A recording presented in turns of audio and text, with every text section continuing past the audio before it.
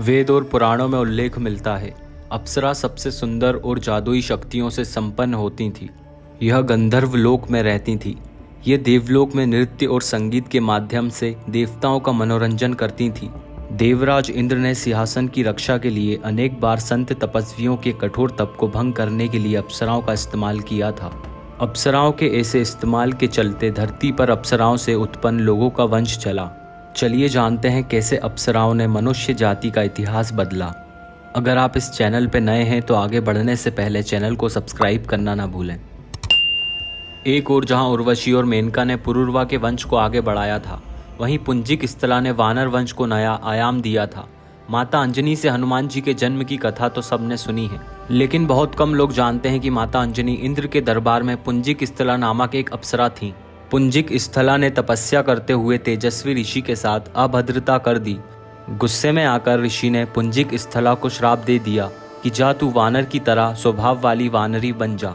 ऋषि के श्राप को सुनकर पुंजिक स्थला ऋषि से क्षमा याचना मांगने लगी। तब ऋषि ने दया दिखाई और कहा, तुम्हारा वह रूप भी परम तेजस्वी होगा। तुमसे एक ऐसे पुत्र का जन्म होगा जिसकी कीर्ति और यश से तुम्हारा नाम युगों युगों तक अमर हो जाएगा। इस तरह माता अंजनी को वीर पुत्र का आशीर्वाद मिला। इस श्राप के बाद पुंजिक स्थला धरती पर चली गईं और वहां एक शिकारन के रूप में रहने लगीं। वहीं उनकी मुलाकात केसरी से हुई और दोनों में प्रेम हो गया।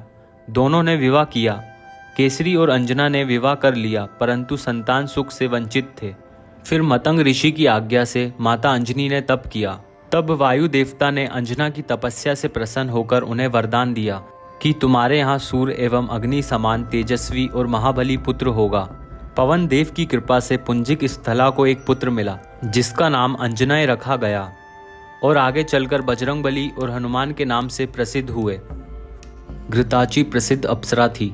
कहते हैं कि एक बार भारद्वाज ऋषि की तपस्या भंग करने के लिए इंद्र ने इसे भेजा था। भारद्वाज ऋषि गंगा स्नान कर अपने आश्रम की ओर लौट रहे थे। तभी उनकी नज़र घृताची पर पड़ी, जो नदी से स्नान कर बाहर निकल रही थी। भीगे वस्त्रों में उसके कामुक तन और भरे पूरे अंगों को देखकर भारद्वाज मुनि वहीं रुक गए।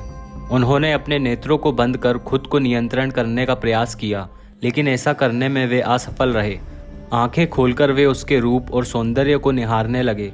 काम वासना से पीड़ित भारद्वाज का देखते ही देखते वीर्यपात हो गया था। तभी वीर को उन्होंने एक मिट्टी के बर्तन में रख दिया, जिससे द्रोणाचार्य का जन्म हुआ। पौराणिक कथा अनुसार ये कश्यप ऋषि तथा प्राधा की पुत्री थी।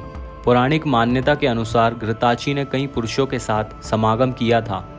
कहते हैं कि विश्वकर्मा से भी घृताची के पुत्र हुए थे। रुद्राक्ष से घृताची को 10 पुत्र और 10 पुत्रियां उत्पन्न हुई थी। कन्नौज के नरेश कुशनाभ से इसके गर्भ से 100 कन्याएं उत्पन्न की थीं। महर्षि चैवन के पुत्र प्रमिति ने घृताची के गर्भ से रूरू नामक पुत्र उत्पन्न किया था। घृताची की खूबसूरत काया को निहारने मात्र से वेद व्यास ऋषि कामाशक्त हो गए थे, जिसके चलते सुखदेव उत्पन्न हुए। हमने देखा कि किस तरह अप्सराओं के जाल में फंसकर ऋषियों ने अपना तप छोड़कर संसार में अपने वंश की वृद्धि की। मुझे उम्मीद है आप सभी को ये कथा पसंद आई होगी। अगर आपको वीडियो अच्छी लगी तो वीडियो को लाइक करना और नीचे दिए गए कमेंट बॉक्स में जय श्री राम लिखना ना भूलें। दोस्तों, अगर आप अनसुनी दिलचस्प पौराणिक कथा प्रेमी हैं तो चैनल को सब्सक्राइब करना ना भूलें।